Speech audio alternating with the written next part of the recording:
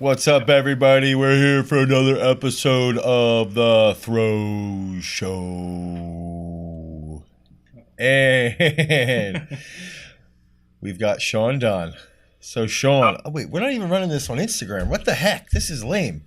Anyway, I'm excited, Sean, that you're here because I feel like out of most of the elite throwers, I feel as though I can relate most to you. So I'm extremely excited to have you on the podcast because I also just think too, on top of that, you are a little bit more cerebral in the sense that you're a little more analytical. You think about things, you enjoy the process a bit more. And I think that's part of what I like about just sort of following you along.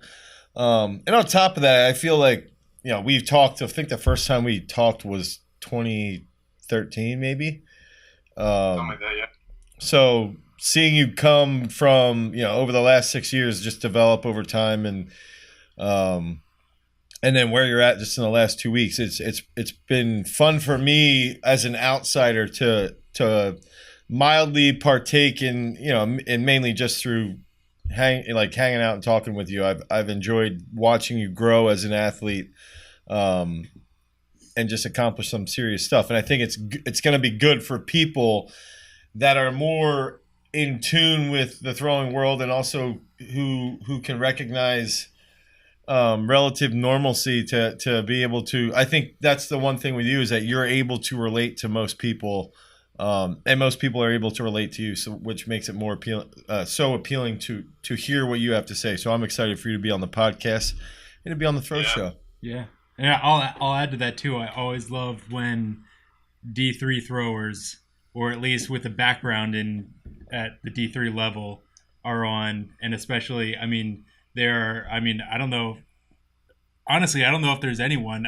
Now Sean did have a 1 year at Minnesota, but other than that, like a D3 thrower who has reached the level that you have reached, beyond that, like I always love to see that from. I've got one. Who? Joe. Oh yeah, Mo. Obviously, Brody. Yeah. Had like a play in my career as well. So reps off, I guess. Yeah. Yeah, I wanted to go into that. Let's just jump right into that because I think he was at the D3 Nationals that I went to in 2015. Where I beat him. Yeah, he did beat you. Yeah. Once. I got one. Yeah. I got one time. Yeah. Did you get seventh there? Dude, yeah. I remember. Well, first off, that was the first indoor nationals I didn't foul out of. Okay, that was making finals itself was an accomplishment. And then I was like third going into finals with like 17:30 or some shit. And I was like, wow. And I think being in third place had me a little complacent, so I wasn't quite as ready to fucking chase and drop bombs, on mistakes there. But yeah, no. And then everyone just went off in finals, and I went from third down to like seventh or whatever. Yeah. Damn. Yeah, that was a crazy final there. Those last 3 rounds, I was just sitting there. It was literally like every round there was people moving. Mm-hmm. Yeah. Oh yeah. Nuts. Even the last round, Roger Steen, he was in like 7th or 8th place throwing like trash. His previous throw was like 1690, and then he goes 1882 or whatever it was. It's like, what? Yeah. Colt Feltus had a big foul there. Yeah, You had a monster foul down the right sector line. That Colt was going to propose to his girlfriend, like right after the competition or something like that. And but he didn't end up winning, so then he didn't. I don't know if that was true. Hopefully he's not watching. That kind of stuff. They got together. I know they got married. Yeah, you broke the D3 weight record at that meet though, didn't you? Yeah, the day before. That was also I can make up all the excuses in the world and say, oh, my adrenaline was low from the day before, but the day before I went 2175 with a 35-pound weight. I broke the Division III record twice, so that means I had to stop the competition and pull out the steel tape. Oh yeah. I thought bad about that, but it is what it is. But yeah, like 21-24 on my third throw, and then 21-75 on my last. Yeah, that was fucking. Looking back at it, I was like, damn, I had no idea what I was doing with technique, but I gotta go. Yeah. So I guess, jumping right off from that, I bear with me on this extremely long story, which is normal. I had a long discussion with Jake last night, and this was all about writing. Okay. So I was telling him, I was like, as a writer, when you're like 19, 20, you're like, dude, you're so bad at writing, you can't convey your message at all. And then as you write, you get better and better and better, and then you start to read a little bit more about it. And I told him, I was like, dude, I remember being like 23, 24, going on Wikipedia, learning subjects and how to not write in a passive voice and all this stuff, and like spending time developing as a writer. And I still am not that good of a writer, but I just told Jake, I was like, you get through these periods as a writer where you just sort of have these aha moments of enlightenment. And you're like, oh my gosh, like I used to write like crap. And then you look, you keep progressing. And I think that's the biggest thing with you is that, even when you were here, right, throwing, you just said 21-75, and you're like, and you threw at Mount Union, you're how many times All-American, how many times NCAA champ, and then you go to the next level, and then you get fourth in the hammer at the Division I level. So you're I don't know, a dozen times All-American, 5 or 6 time NCAA champ, but you've always embrace the process and have been willing to learn. And I think that's where I was going with that writing analogy, is that up from your freshman year until your senior year, you clearly had no idea what was going on, but you were willing to learn and willing to get better and willing to dig deep into the subject matter of being an elite athlete and looking into everything that you could possibly do to advance yourself as an athlete and to advance yourself mentally. And I feel like, you look back now and you're like, man, I had no idea what I was doing. But in reality, you did have an idea what you were doing. It was just that the curve you were on is completely different from where you're at now, but the path is the same path, So it's like, you might look back in 5 years from now when you're an 82-meter hammer thrower and be like, oh man, I had no idea what I was doing at 77. But in reality, you do, right? Like you're learning. That's what you're doing. So you do know what you're doing. Yeah. Well, that's what I think. Luckily, I did have a very good foundation, to learn from. So like learning from Rhodey, learning from Denard. I had them on my side for I was with Denard for a full year. I was with Rhodey for like a year and a half, 2 years, working online, and they taught me a lot. And I was essentially like. What is it, blank slate, like going into Mount Union. I really had no idea. I had a year of throwing experience, and then just learning from Rhodey and the whole process of training and how things kind of work together, and then also learning from Denard firsthand, seeing how he trained, and learning as much from him was just like incredible for me, and that's what kind of helped set the foundation for this kind of never stop learning mindset. Because I remember, and it's like this moment is still kind of fond in my memory, in my heart, whatever. It was when Denard was moving out after nationals, my freshman year, his senior year. He was moving out. He's like, all right, I'm heading back to Chicago. I'll see you when I see you. And I was like, damn, like low-key kind of sad because we were, like best buds, training partners. And he gives me a hug and he's like, hey, just think about how much you've learned this past year. And I was like, yeah, I learned a lot. He's like, make that, remember this feeling and try to learn just as much every year from here on out. And I definitely took that to heart. And yeah, every year, sophomore, junior, senior, transfer to Mount Union or to Minnesota, my years here at the training center, I've definitely learned just as much that first year, if not more, because I'm more hungry now than I probably was back then, even though I was quite hungry back then. But yeah, so that's that whole like never stop learning kind of mindset is something that I think has definitely fed into my success. And I'm definitely grateful to have learned from Denard and Rhodey like that. So it was good. But yeah. Yeah, I mean, I think that's exactly what, like people wonder what like the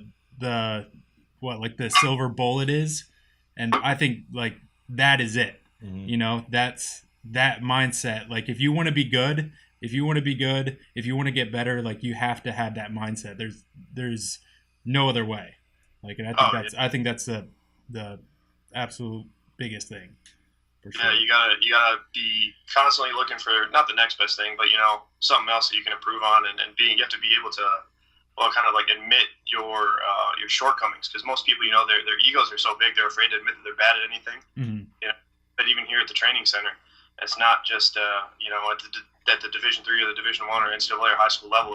It's at all levels that people are just afraid to admit that they suck at something, and then they're afraid to kind of step into that role as a beginner again. So like for me this year, my mobility and like flexibility is just terrible, but I've like just put much more effort into like, all right, I got to go square one.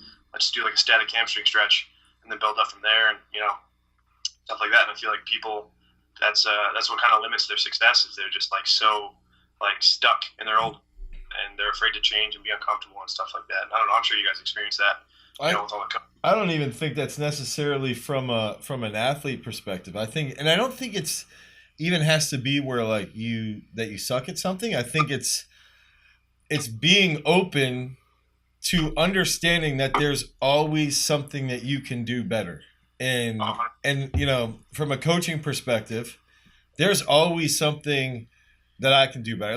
Like Trevor, we just had this conversation where I laid out like the last like 6 to 8 weeks of training that I've been doing with the weightlifters and how I've been playing around with their loading and all this stuff. And I've been like really experimenting with some specific things. And I was telling him like what's happening right now, like live. And he's like, are you writing this down? And I was like, nah, I didn't write it down. He's like, see, you're doing all this stuff, but you're not writing it down. I was like, I blamed him. I was like, well, of course. He's like, no, you need to come up with a system for me to be able to write it down. Yeah, right. And he's like, just put it in notes.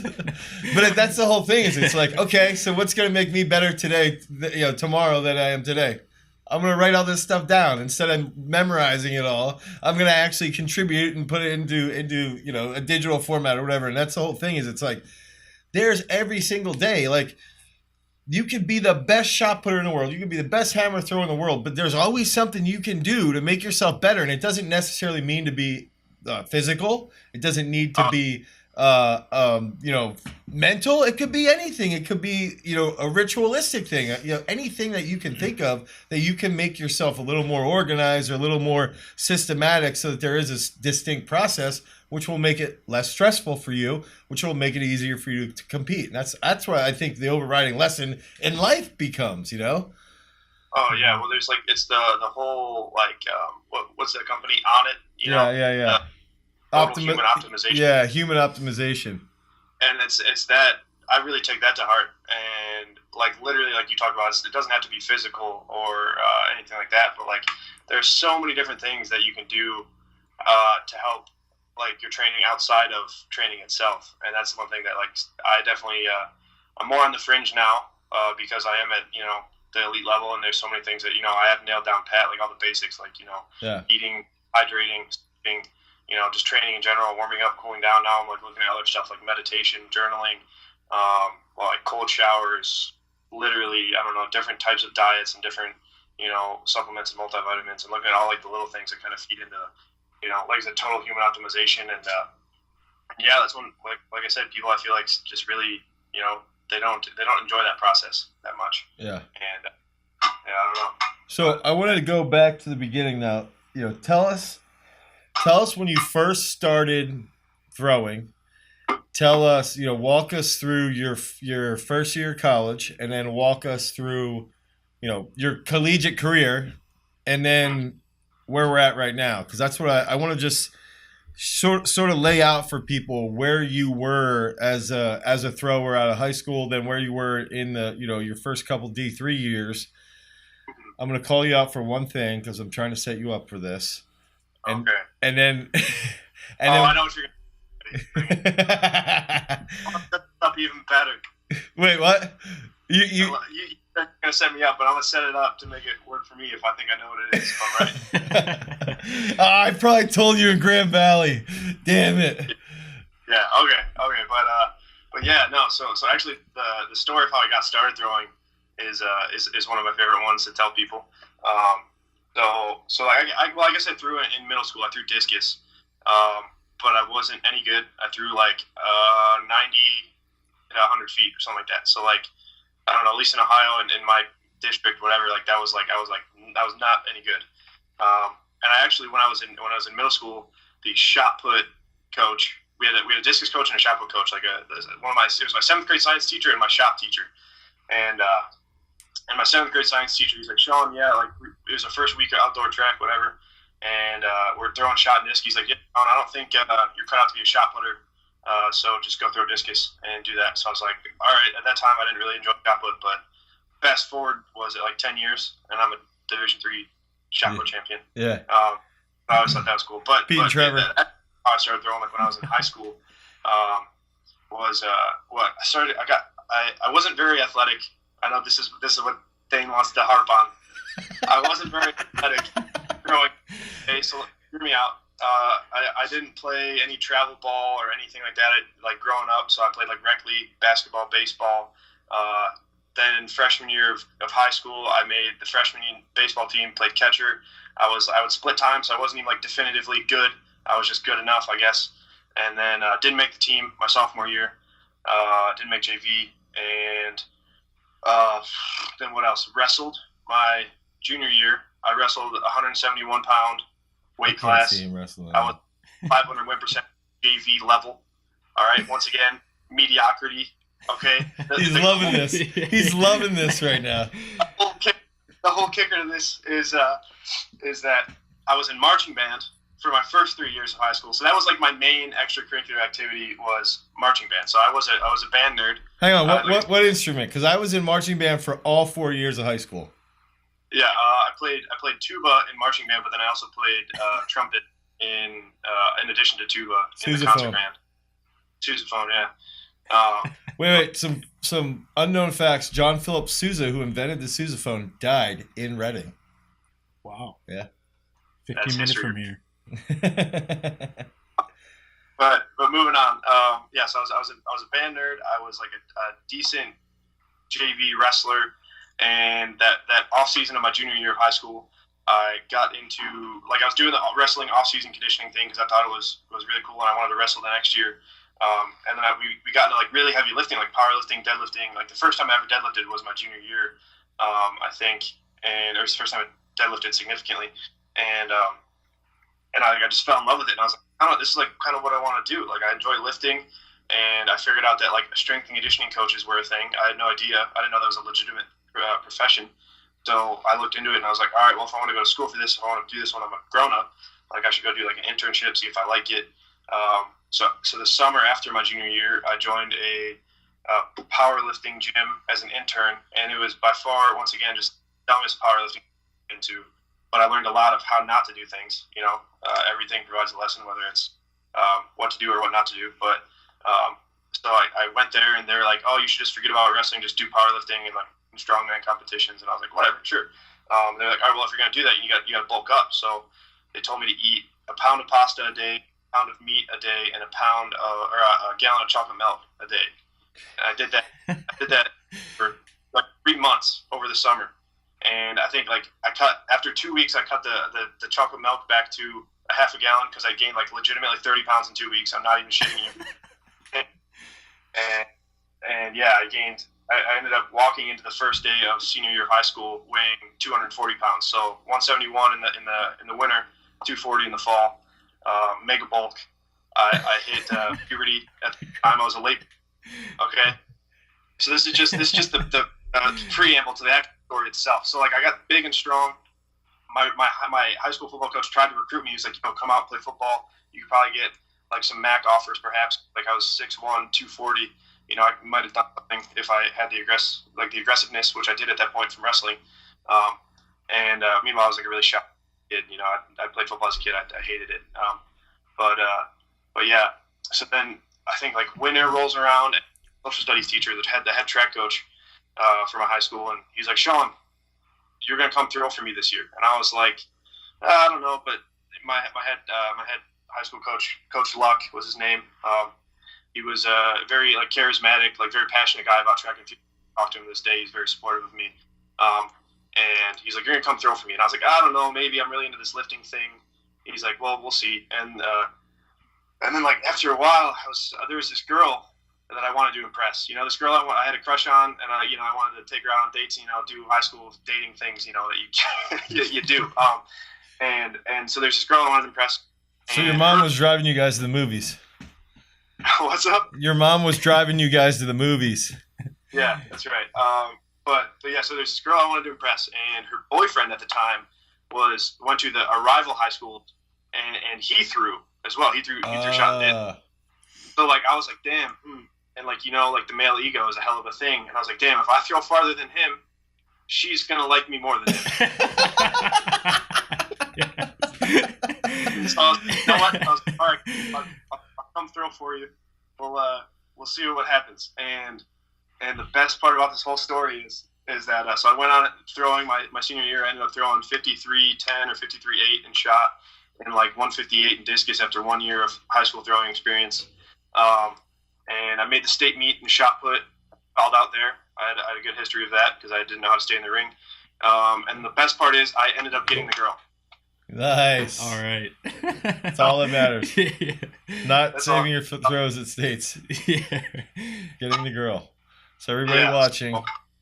It does work. And I'm still here almost 10 years later. But yeah, so in high school, like I said, training was really powerlifting focused. I had my coach was a glide coach. He threw Division III shot put at John Carroll. And yeah, just kind of whatever. Walked down to Mount Union, didn't get recruited by anybody. My head coach, like I said, wanted me to go to Baldwin Wallace because that was alma mater. But unfortunately, and this is like my career looking back at it was like a lot of weird things have fallen into place to kind of get me to where I am. And like I said, my coach wanted me to go to Baldwin Wallace, but at the time, their coach was Jared Davis, who coached Kevin Phipps, who is now coaching Cornell, and Coach Tyler Burdorf, our fellow Division III competition driver. Yeah, I know. But yeah, so Jared was there, but Jared had left like just at the same time that I would have been getting recruited, and Kevin was not yet hired because he was still throwing for Baldwin Wallace. So I literally slipped through the cracks of Baldwin Wallace and just kind of ended up at Mount Union just because that's where I wanted to go for school in general. And I just happened to walk on there, and then that's when I hooked up with Denard, good old Fred Brickner, and then Justin Rohde, who I worked with online. And so yeah, so like my first year of college was really like learning just how to throw in general, how to train in general. And luckily, like Denard was kind of a madman. He would do 10 sessions a week, like very strict Bondarchuk style. And so I got to see that, and I saw that, all right, you can do this stuff. You can make it work at the collegiate level. This is how hard you need to work if you want to be successful. And so, yeah, he taught me a lot. Denard taught me a lot. I still talk to him every now and then. He's like probably one of the most influential people in my life. And then Rohde as well taught me a lot about training and just how to, just program and how things weave in and out, periodization and stuff like that.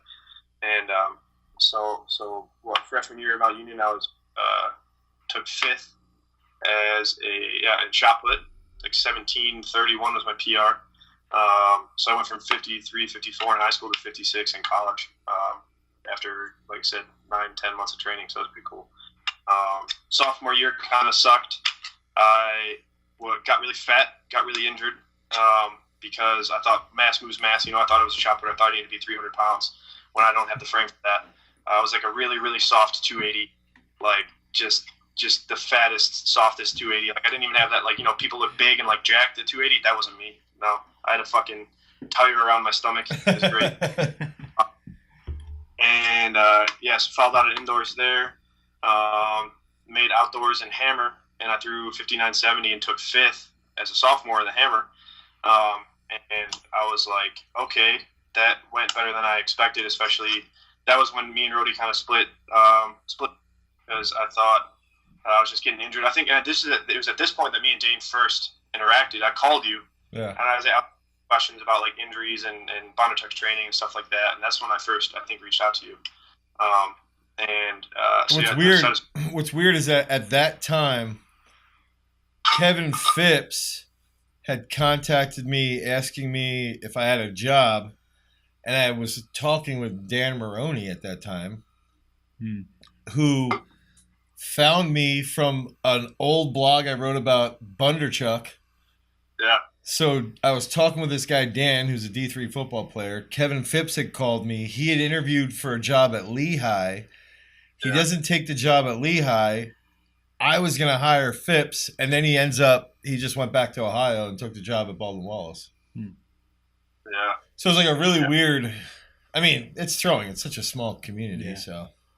Yeah, but yeah, so sophomore year, that was kind of a turning point for me. Like I said, took 5th in Hammer, and like that's when I took a step back. I started like losing weight and training better and learning more about the training process and just how to piece things together still. But I took a step back after that sophomore season. I was like, well, I took 5th in Hammer, I took 5th in shot, back-to-back years. Shop was kind of beating me up. Like, I don't know if it's for me. And like, I really thought about it. I was like, I always wanted to be an Olympic level athlete. Like my freshman year in my union, that was my goal. I never really told anybody, but like because people would be like, oh, all right, nice try, good luck. But deep down, I always had that belief that I could achieve that. So I took a step back and I was like, well, I'm okay at Hammer, I'm okay at shot, and I can go either way here. So at one point I calculated how close I was to the world record in each event, like by percentages. And I think I was like 78% like of the way to the Hammer world record and like 75% of the way to the shot put world record. And I was like, well, that, and then I don't really have very big wrists. Like I don't have good grip strength. And I don't have good bench press. So I was like, okay, maybe I should just look into this Hammer thing. And so that was like, I decided, all right, I'm going to train Hammer as my number one event. Took the whole fall, just the weight throw for like 6-8 months straight. Got really good at that when I won my first D3 weight throw title in the fall of 2014. And then went outdoors. Struggled really bad because that's when I learned that throwing weight is horrible for throwing Hammer, terrible for your feeling. Took me 3 months just to feel the Hammer again, and struggled to get to nationals that outdoor year in Hammer because I was just like all over the place, falling out of meets, couldn't keep a throw in the ring, just a total mess. But stuck through it, and ended up making the national meet in 3 events. Shot, disc, and Hammer. It was the last spot in disc, like the number 1 seed going in shot, and then was the 8th or 9th or something in Hammer. And that weekend, I decided to get my shit together and PR'd by 6 meters in the Hammer. Went from 59.70 to 66. Won that, and then won shot put the next day, 15.84, like a half meter off my personal best. And then took 7th in discus the final day. So I ended up scoring 22 points for my team, and we ended up winning a team national title. Arguably my favorite memory ever, at least for now. And and then went on from there, and I was like, okay. Was kind of living the life, enjoying the success I had that I'd found, and was still training hard over the fall, but that senior year sensation kind of set in like around like December, January. And I was like, shit, man, like, what am I going to do after I graduate? Like, I want to keep throwing, but I don't know if I can. And I was like, well, maybe I'll be a volunteer assistant coach here at Mount Union, just keep training. And, I'll try to get 70 meters this year, and then I'll be, I thought I was, like, I realistically make the world team in 2015, which looking back on it was just a dumb, I had no clue what I was doing. But once again, I had that belief still, so I was still training hard. And it was around... like the end of January in the winter of 2015, got a call from Lyndon Rader at Minnesota, and he was like, hey, we kind of want you to come, throw for us. Have you considered transferring, stuff like that? And I thought about it for like a couple months. It was probably the most uncomfortable decision I've ever made in my life, being uncomfortable and doing things out of your comfort zone. Because I was like, all right, I'm going to move 12 hours away from everything I know in Ohio. That's where I grew up. That's where all my friends and family are. And I'm going to move 12 hours away to Minnesota, totally different environment, Division I, athletics, different weather, terrible winters and stuff like that.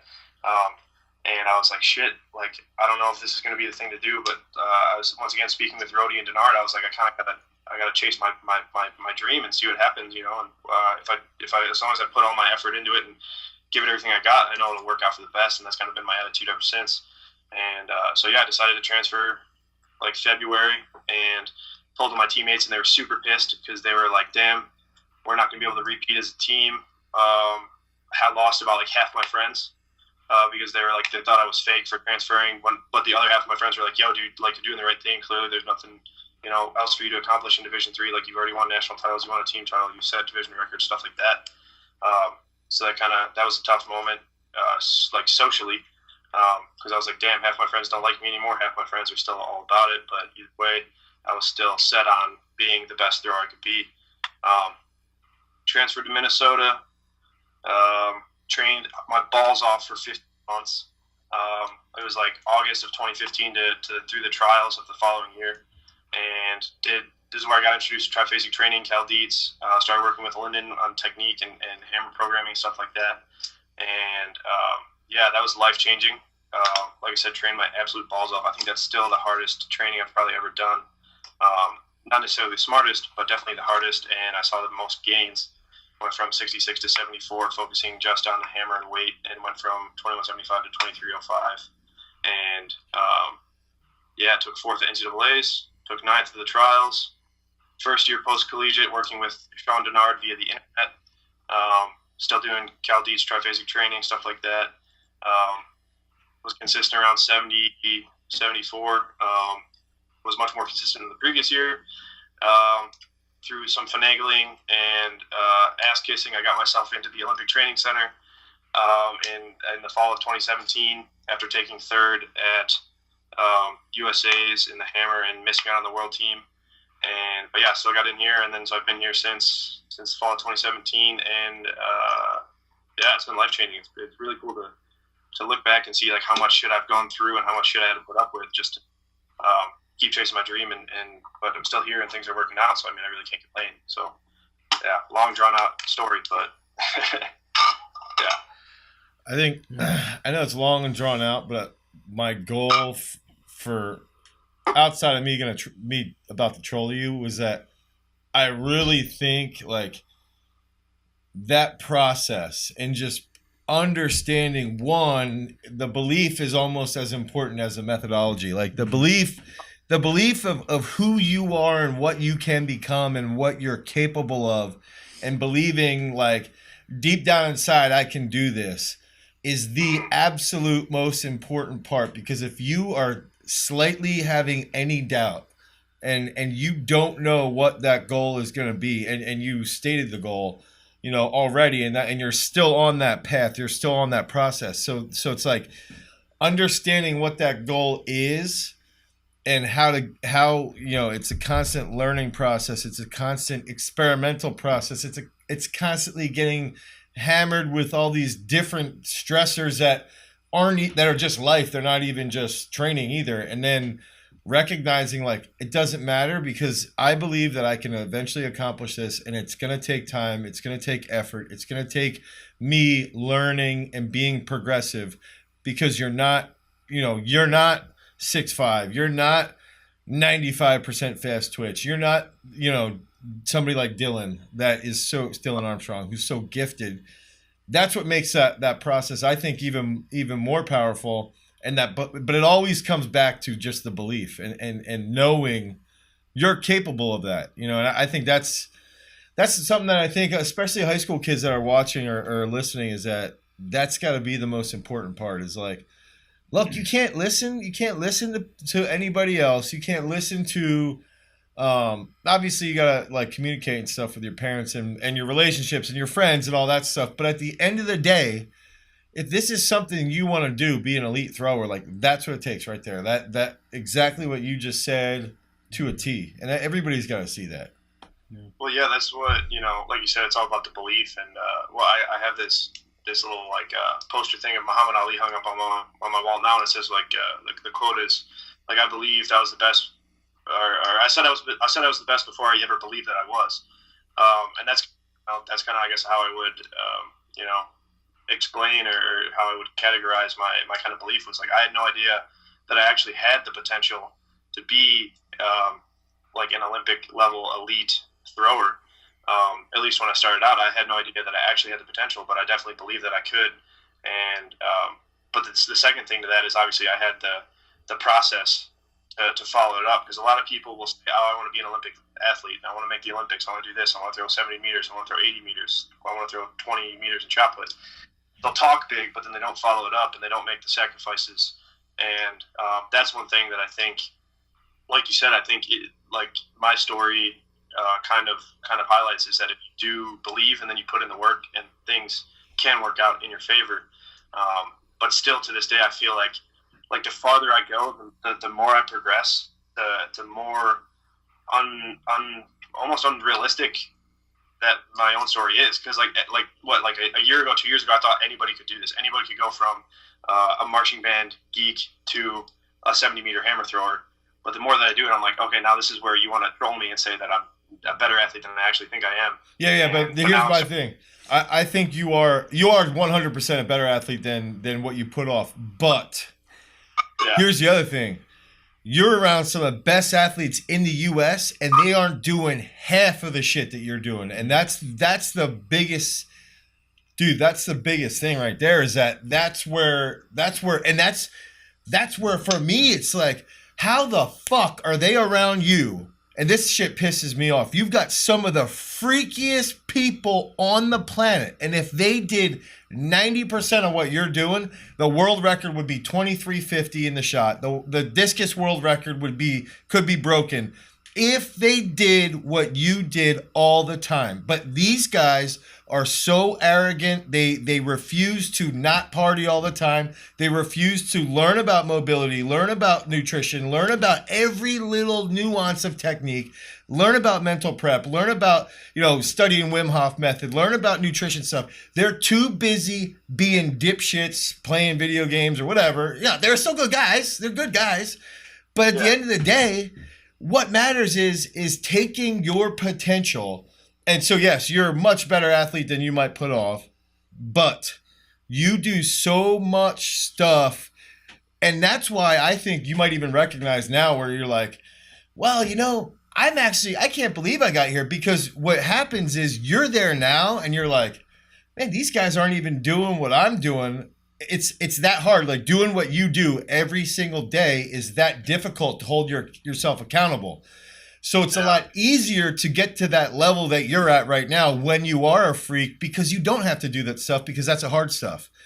But to go from where you're at 77 to 80 plus, that every little thing matters, and every little thing will contribute to you being an 80 plus meter hammer thrower. And that's the part where it's like, it blows my mind seeing it from the outside that some of those guys aren't sitting there and just contributing and just learning more. Like, that's the thing. Like, and I'm not trying to be a jackass, because I think all those guys are good guys. I think they're all great people. But at the end of the day, if they were more in tune with the little things, if they're more in tune with all that stuff, that's what's going to get them to be world record holders. And they still might. And that's what could get them to be, the best of all time that you could ever fathom. Yeah. And it's frustrating as a coach, because it's like, man, what the hell are you doing? Like, you got somebody out there that's progressive. At least just talk to you. Because for someone who is elite, not me, clearly not me, someone who is elite, it's like you always want to look for every little thing. And I know I love Tom Brady and I brag about him all the time and all that stuff, and Bill Belichick, but that's the difference, is that Tom Brady shows up at work at 5 a.m. He's doing film study at 5 a.m. He's the best that ever walked the planet. But his mental preparation, his strategic preparation, his physical preparation, his nutritional preparation is better than anybody else. And he was a Joe Schmo clown in college. He was a turd king. He had a cannon for an arm, but he sucked. But he did every little thing all the time, and now he's 41 and he's got 7 freaking Super Bowl rings. And it's like, at what point does somebody else in other sports? And it's the same thing where it's like, I always say this with Cal Sanderson or with Dan Gable or John Smith. You can go to other sports and see these other guys. Why aren't we doing that? Why aren't we doing that in throws? Why aren't we learning every little thing from every other sport that you could ever imagine, and then compile it? Well, that's the thing. I think we're just thinking about it because that'd be a really good point. Because like if you compare an elite level track athlete to an NFL athlete, in terms of like the little things that Tom Brady does, I don't know too many track athletes who do that. Especially like myself, outside of myself, too many other people that I talk to, and they're like, "Oh, I'm trying this out, I'm doing this, that, and whatever." And one thing that I think that probably contributes to that a little bit is obviously just the pay grade. Obviously, if you're in the NFL, you have people who want to help you out because you're in the spotlight, and then 2, you have the money to be like, all right, I'm going to go spend $7,000 on a float tank or something like that. Yeah. Still, there's all the stuff that I can do. I think one thing that people, I don't know. There's a lot of people, like you said, who just have the natural talent and they just get here kind of doing whatever, and that's great. And if they buckled down and did absolutely everything they could to improve, they most definitely would break the world record or at least get much closer to it than they would have otherwise. Where was I going with this? Well, I think a lot of that issue too is also the top down. Like I think it's like, dude, I'm gonna blow myself here. Is that I can get someone like Orazio to throw 21-51, and I'm bragging right now, and I don't care because that dude is not as gifted as 90% of the shot putters that are top 25 in the U.S. But just working online with him and giving him all these little different tools, and he doesn't have the funding, he doesn't have the shit that these guys have, and it's like all he's just learned over the last 11 months. Like, oh my gosh, this stuff can impact me. This stuff is stuff I've never even thought about, and that's also where it's like, and maybe that is where I'm at here, where it's a little easier because we are in full control of the throwers for the most part and the gym in general, so we don't get the freakiest of athletes, but we have that sort of buckled down. This is the system. This is everything that factors into being an elite athlete. It's not just go to training, lift weights, throw, go home. Mm-hmm. It's everything else. And it's like, that's also where it's too. It's like, there's got to be a little bit more of an authoritative, progressive mindset as well that can then impact and influence, those guys, because they're at this stage where there's guys there that could be at that level that we're talking about very easily. And some of them I do believe do a lot more than I'm giving them credit to. Like just talking with Darrell, that like he does some stuff that I didn't think he did. Mm-hmm. But some of the other guys, I'm like, I mean, just talking with you before, like you're like, I don't know what they're doing. Yeah. Well, that's the thing is, like you guys have developed a good culture, and most of the guys that come here come from, they're product of their environments in college. And so, like for me, my culture at Mount Union was very winning oriented. Like all my best friends were all just as passionate about winning as I was, even though it was Division III. We were like, hey, we're going to go dominate the conference meet. We're going to go dominate at nationals. We're going to go do this, whatever. We're going to do all the things outside of it, barring some, alcohol intake on the weekends. We're going to do everything we can to, we're going to train our balls off to make sure we can do that. And going to Minnesota, the culture was different. The team didn't have an overall winning mindset because like we were one of the worst teams in the Big Ten over the past few years. But I went in there and I knew what I needed to do to succeed. And so that's kind of what has always carried me through. And so that's what I think some people lack when they do come to the Olympic training centers, because whatever program they were in, they never really learned how to, obviously they were dominant in their own right just because of genetics and kind of luck in summer. But yeah, for the most part, I feel like that culture just isn't established here. So like I do all my weird shit, like my Wim Hof breathing and my cold showers and like infrared light therapy and blah, blah, blah, and whatever, and yoga at night and stuff like that. And like people like kind of laugh at it. They think it's weird. They think it's funny because it's different, and it is. And like that's why I just kind of laugh with them. I'm like, yeah, no, it's weird, but it works. So like, right. And I think slowly, with all the new guys that we have here this year, like things are starting to change. The culture is starting to change, mostly because I think, when I first came here, I was still essentially a nobody. I'd thrown 74, and even the next year I'd thrown 76 high, but still pretty much on the world level. didn't win a U.S. championship or anything like that. So people were still kind of like, oh, Donnelly's doing all this weird shit, blah, blah, whatever. Yeah, you got a little bit better, but it doesn't mean shit. But now this year, I think people are starting to like kind of tune in a little bit more and be like, oh, damn, Donnelly's doing some different things and it's definitely working. Right. So we should try some different things too. So I think I can feel the culture starting to shift, especially with some of the newer guys here. But yeah, at the same time, there's just a lot of dudes that they could do a lot more to perform better. But when it comes back to it, it's are they willing to admit that they're not as good as they are, and examine themselves objectively, not be like, oh, I'm the shit just because I did this one thing one time.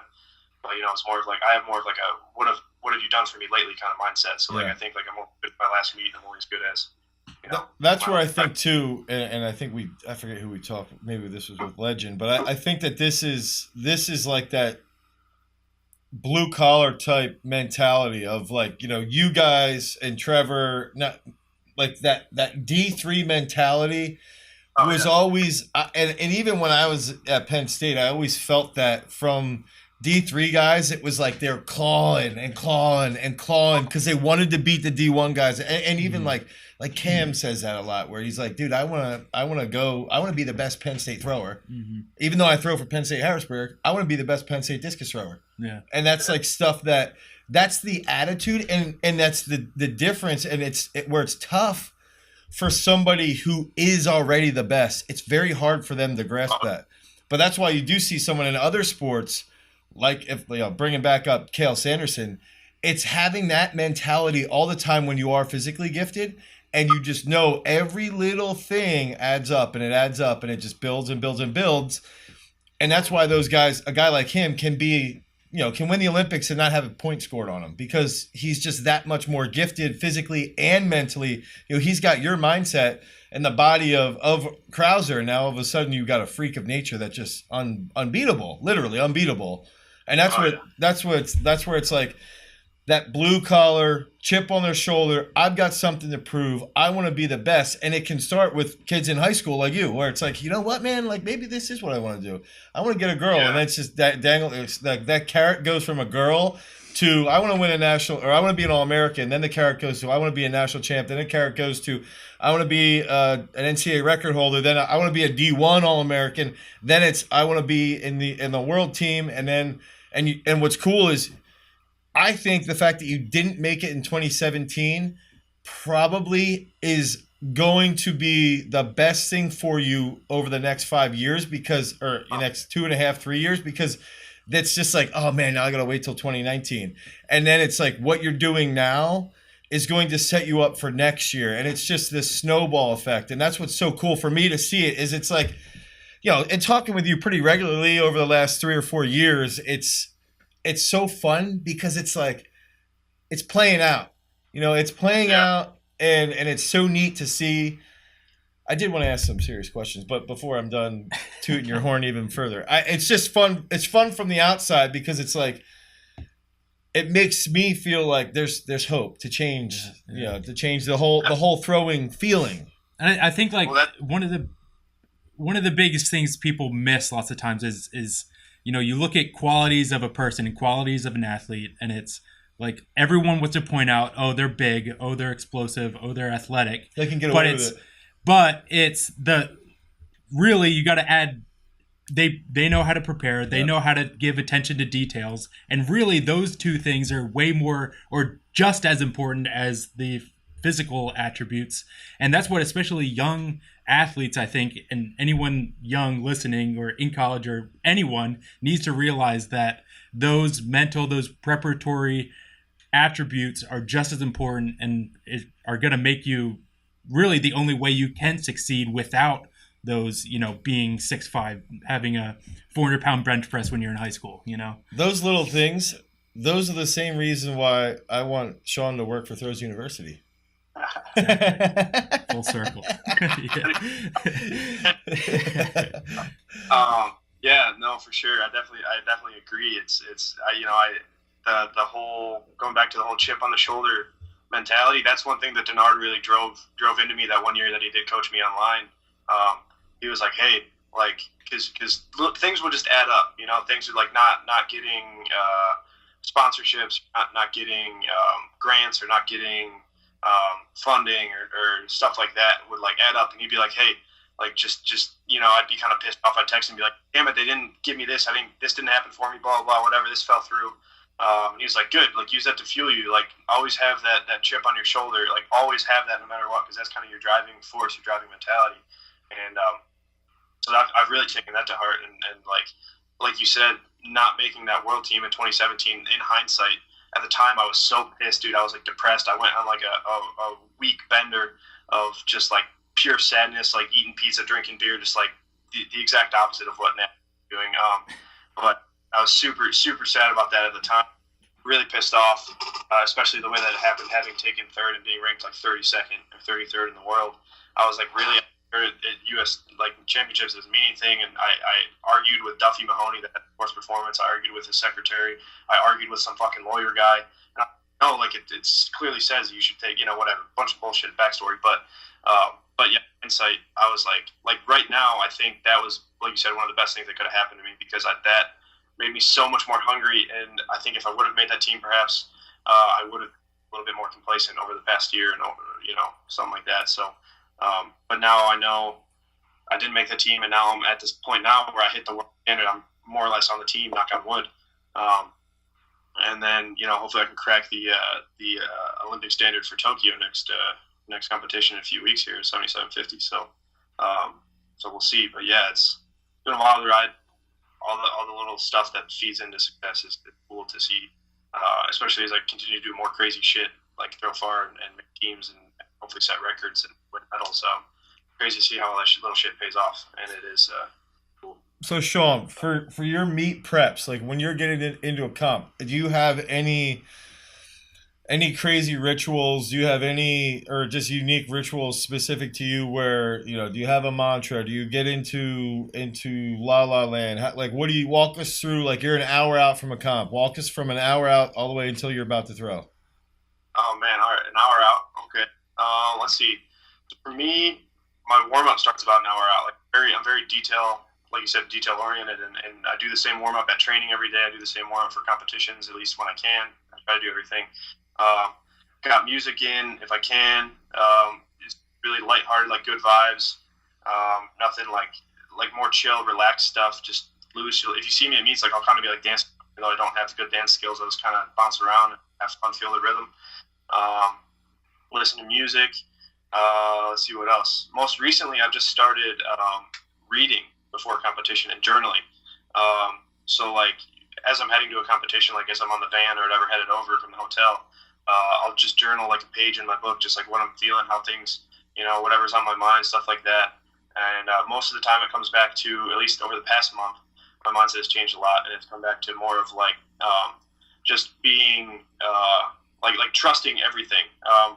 I guess over the past few weeks I've had kind of I found more faith, not necessarily religion, but God. Whereas before I was kind of not very into it, but now I'm kind of definitely more open to the idea that there's some God or some higher power that's controlling, or not controlling, but kind of guiding, steering things, throughout the universe. And so Trevor's eating this up. I know, we'll I know. but no, legitimately, I don't know what it has been, and I'll end up writing in my journal, most of the stuff, whatever happens, I'll be happy. I'll trust that whatever, I'll throw far when I need to throw far, and this, that, whatever. And that's changed my mindset a lot. So that's been kind of what I'll do leading up to a meet, especially if I'm feeling nervous. It helps me get those nerves out, and kind of, it's very cathartic in a way. And then, once I'm warming up, I got my little RPR, I know Dane's a huge fan of that. Just kidding. And he's holding his tongue. But yeah, just very general, dynamic warm up. I like I said, just reading. Right before I start my warm up, I like to just walk around and read for 10 or 20 minutes. I do that every morning before training. And once again, just kind of calms my mind and helps me focus, and put on some binaural beat to really get in that flow state. And so and that's the thing. So this is just the bare minimum. I got stuff I do the night before. I got stuff I do the morning of. Right. I got that whole big ass routine. And but yeah, like I said, what are you doing? So one thing I think a lot of throwers struggle with is the night before. Yeah. Dealing with that anxiety. You've got a big comp coming up, and you're sitting there and you're how do you get to sleep? How do you? Because this is I know just talking with you and getting kids to meditate or to pray, whatever it is that will center you and just recognize that anxiety is all just you're struggling to deal with yourself. You're struggling to push the ego out of yourself, and that's the whole basis of any anxiousness leading into a comp. So it's like, how are you pushing ego off to the side? Yeah, no, for sure. And that's like I said, that's been a big part of my mindset is kind of conquering my ego. Like you said, that is the ego, that nervousness, that anxiety you feel is your ego thinking like, all right, if I don't do well at this meet, I'm gonna look like a bitch. I'm gonna, be embarrassed in front of, all my friends and stuff like that. And it's not a good feeling. That's why I think a lot of people get caught up with, or they think things like, oh, I put in all this work, I'm not gonna see any reward from it. And I don't know, whatever stuff like that. And I just have a lot of like fundamental kind of phrases that I've kind of like burned into my head. One of them being Judd Logan, I think, told this to Kurt Roberts back in the day, and he said like nerves are your way of your body telling you that you're ready. So whenever I feel nervous, and I think physiologically the process of feeling nervous and feeling anxious and feeling excited is all kind of the same thing. It's all the fight or flight stimulus, right? Um, so it's all up to interpretation. So like if you feel nervous before a meet, that's essentially the same thing as feeling excited, but excited has a much more positive connotation. So like instead of saying I'm nervous, I say I'm excited for a meet. Even if I do feel nervous in my head, I'll lie to myself. Fake it till you make it, fake it till you become it. Um, so I say, oh yeah, I'm excited for this meet. Of course, I always am, regardless. And then also just like stepping back and putting the ego aside and like I said, trusting God, the universe, higher power, fate, destiny, whatever, and saying like whatever happens, happens, and it's whatever happens is going to be uh, happening for me, not happening to me. So like let's say if I go bomb out at my world championships, I still have more to learn, and I'll take that experience and use it to once again drive me in the future and help motivate me in the future. But when it comes to like the night before, like I said, it comes back to routine. I have my like normal bedtime routine. I'll turn my phone on airplane mode. I put on my blue light blocking glasses, get the melatonin production kicking. And then, like I said, journal, usually a little bit more. And then for me, I have like a little stretching routine that I do, and I do this every night. And for the most part, most nights, I should say, especially if I'm throwing the next day. And then, yeah, and for that breathing, it's just, or for the stretching, it's just really easy, prolonged stretching, like 2 or 3 minutes each pose, hip flexors, quads. It's really general stuff, but I just focus on the breath. Um, a long exhale I focus on. I do box breathing occasionally, like 4 in, hold for 4, 4 out, hold for 4 at the bottom. Um, and that just really helps turn my body into a parasympathetic rest and digest sort of state, combined with earth fed muscle, ZMA, Yeah. and occasionally some melatonin. That usually puts me to bed. To be fair, though, I do sleep like shit the night before a meet. Normally, I can get to bed. I'll go to bed at 10, 11, no problem. But for me, it's sleeping through the entirety of the night. Um, I've had, and this has been since like freshman year nationals. Um, I have trouble sleeping in past like 3 or 4 a.m.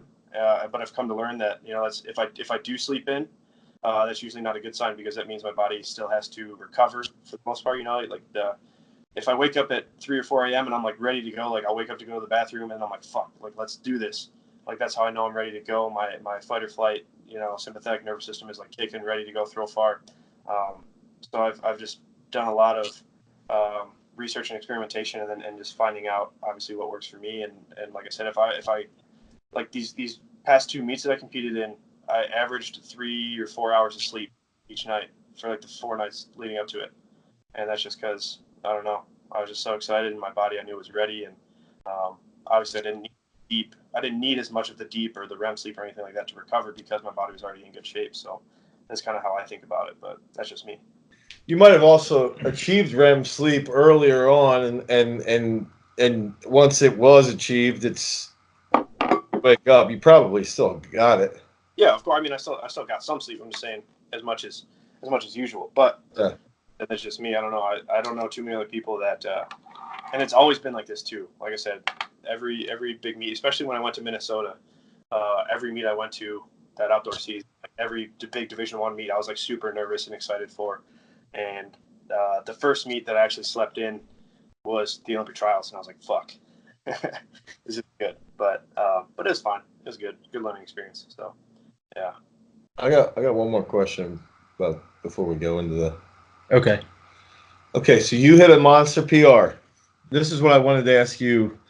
By the way, I can't believe that has been a week since we tried to do this already. Like I was standing out the shot circle and I was like, was it really a week ago that we tried to do this? Yeah. It seems so quick. But you hit a big PR, 77, right? Yeah. What do you do? Do you ride that so you go train like right afterwards, or you train the very next day and you just get right back into it, or do you take like a day or two off, recover, and then get back into it? Yeah. I think so. At this level, I took more time off afterwards, but that was also because so was it Thursday? I competed at Mount Sac and went 76, 69, and just totally missed some throws at 75, 76 meters, and I was like, shit, And the plan was to go to Mount Sac, and I legitimately thought I could have thrown like 78, 79 meters. And based on like the throws that I took and how they looked, I think I was capable of that. My physical state was much better. Then the following day, woke up once again, wasn't really like planning, preparing. I was like all in for Mount Sac, so I was like, well, shit, I gotta kind of salvage what I have for Long Beach and go see how I do. Um, and I mean, obviously, I train back-to-back days. Like I can take high intensity throws. There's only I'm not going to die. And I still felt pretty good the following day at Long Beach. Um, felt like not quite as physically good, but technically I was a little bit more tuned in. I knew what changes I had to make after not competing for what was it 6 or 7 weeks, and then going to Mount Sac, I had some just like stupid technical flaws that I was like, damn it, I've been working on these and I just did not execute. So I got that chance to compete the following day and make those changes, and that's kind of what I think led to that PR, because it definitely wasn't my physical state. I wasn't at 100% physically. Like I felt fast enough and I felt strong enough, but I definitely didn't feel my fastest or strongest. And hit a last round slow clap, blast throw, best throw, set that 77-20. Legitimate. I thought it was going to be farther, based on how, like I said, my 76-meter throws felt earlier that day and even the day before. But still, obviously, like, there's still more to learn. But yeah, so I took the next 2 days off, Saturday, Sunday, took Monday off too, and then took it pretty easy. Was it trained? I just threw on Tuesday, lifted, and threw on Wednesday pretty easy because it was a down week anyways, deload week. So like I didn't have hard training to get back to. I knew I could just rest, and I was hoping to get into the Brazil Hammer Challenge that happened this past weekend, but that didn't happen. So I would have competed, but that didn't happen. So I was just chilling, and yeah, so I took it pretty easy after the competition. I was quite drained. There was obviously that post PR kind of a little bit of complacency. I was like, damn, I finally did that. Like I've been waiting to do that for so long. Like I actually hit a good throw in competition. But then that kind of went away about like Tuesday, and I was like, all right, I definitely got to get back to it because there's more to be done still. And yeah, it was just took it easy last week, and then I went out and set a 16-pound training best on Saturday. So I definitely wish I could have competed at Brazil, but oh well.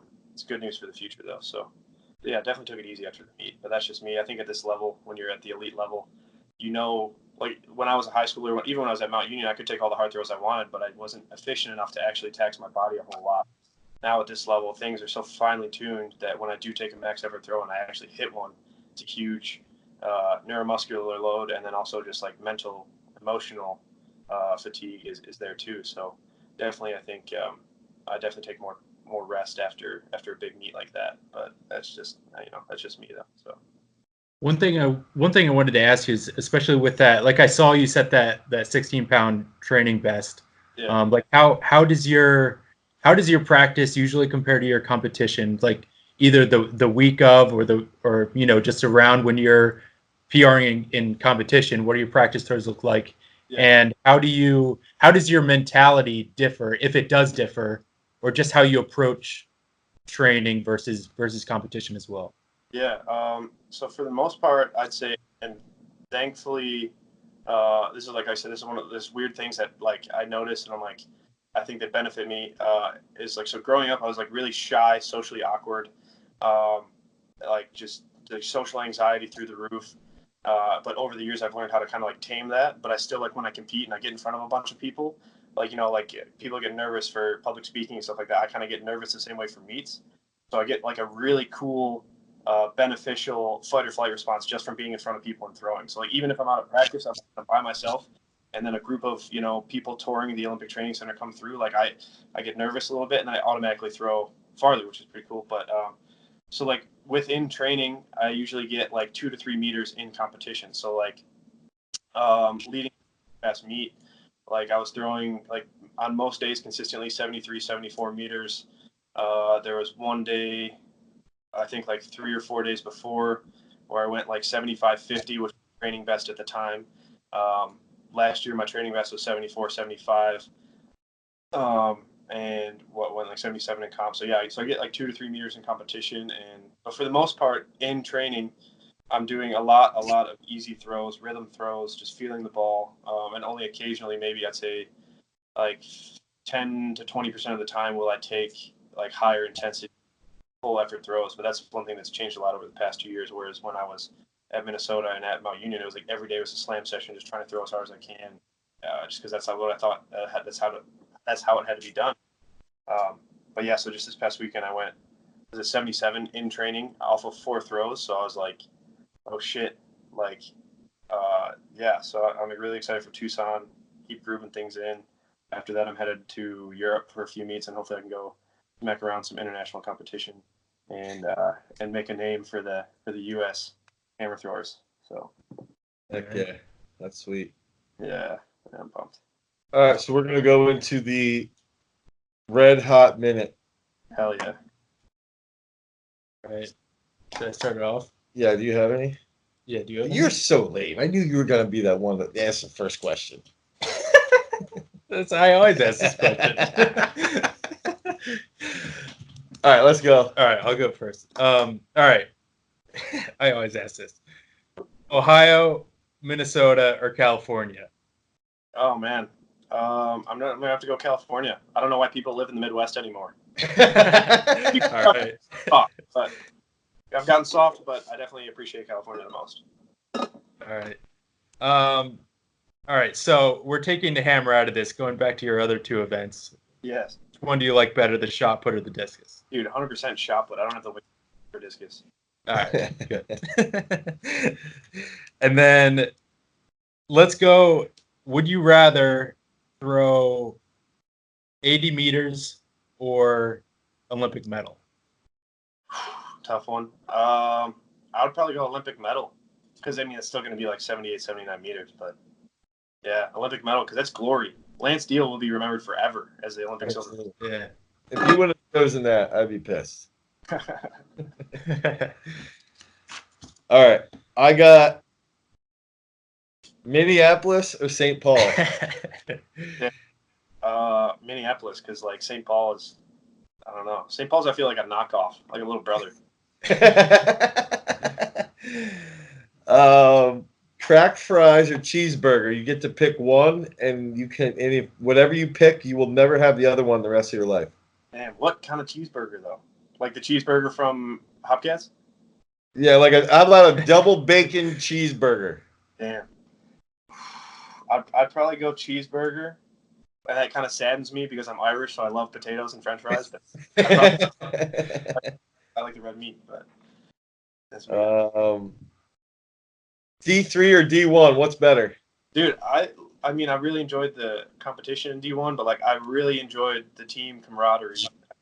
Like my teammates were literally my family, and like even going to meets, get dudes I competed against, I saw them very often. We were best friends by the time I graduated, so I'd probably say D3. But for training, competing, D1, but I'd say D3 overall. Yeah. Okay, so you're picking music. I feel like I know what the answer is going to be. Okay, so you're picking your playlist. Are you going to be more motivated by emo music or rage type music? Damn, like emo, like My Chemical Romance, or like no, like more that shit in general. More like emo, like not happy emo, but like emo where you're just like thinking about years past. You're like, oh man, I really miss this verse, and then that's like motivating you to be better. Yeah. Or rage where it's like, You just want to hurt somebody. Damn. Yeah, I'd probably just go emo. Like I'm definitely like I'll listen to like damn, what are the artists? I don't even know. But like real oldies, like slow dancing with your lady in a diner on a Saturday night. Haze. Whatever it is, I don't know. Yeah. But yeah, like that slower, like just real sultry kind of music. I'll listen to that when I'm training. So I guess I'd probably go emo music, like slow stuff that makes me think like about like I just want good feels, Dane. I want to feel the hammer. You know? That's why I knew you'd pick emo. Yeah. You don't have to answer this, but I just wanted to ask you, what's one thing that everyone should know, but they don't know about you, and it's a secret For recovery, and you don't have to answer this. Damn, I don't know. I'm a pretty open book. So I don't know too many things. Like I said, I'm a band nerd. I don't know. I don't know. I had a concussion when I was younger. We'll go with that. Perfect. Yeah. I just hope that everybody, and even when I was getting angry in the middle of this podcast, it was all because I felt like Sean laid out, like, you can watch this and be like, this is the path. Mm-hmm. You do all of these things, that's it. Done. Yeah. It's simple. There's no secrets. But yeah. As far as one thing I do think that you could read up on is like vagus nerve stuff. I want to send you a book about that because it's going into like more than just fight or flight versus the parasympathetic. Yeah. It's this guy who believes there's a lot more than just those two aspects of your nervous system. Send it over. And I think for your spirituality, you should look into Confucianism. Confucianism? Yeah. We'll see. I'm still. I've been like I believe in God now. Whereas where I was like, I don't know. If it doesn't matter either way, I'm just gonna focus on myself. But now I'm like, damn. So yeah, no, one day. I think that's important though. I think a lot of that is, and I think the breathing, like Wim Hof stuff and meditation and prayer, whatever it is, I think you do learn that ego rules everything, and the more you can control that, the more you can control your own belief, and that's what it is. It always comes back to like pushing that out and controlling, and if you can control that, you can control anything essentially. I think. And I think from a religious perspective, that's the overriding lesson for Christianity, that's the overriding lesson. I think that, there's more to it, but when you can control your ego, you can control how you treat people. You can control how you have a relationship, and it makes your life so much easier. And that's for me, it's my biggest struggle, I believe, too. So yeah, well, that's one thing I definitely think. Like I said, I've been meditating regularly for a year and a half now. Like I said, a journal that's self-reflective in the same sense, meditative. I've definitely realized that the ego does play into a lot of things, and since I've tried to kind of come to terms with mine and realize what drives what, like why am I acting this way because my ego wants to feel that or whatever, and I've definitely become more compassionate and just better overall with relationships, friendships, all that stuff, and been cool. I definitely think more people should look at meditating and all that stuff. So yeah. So all right, Sean, thank you.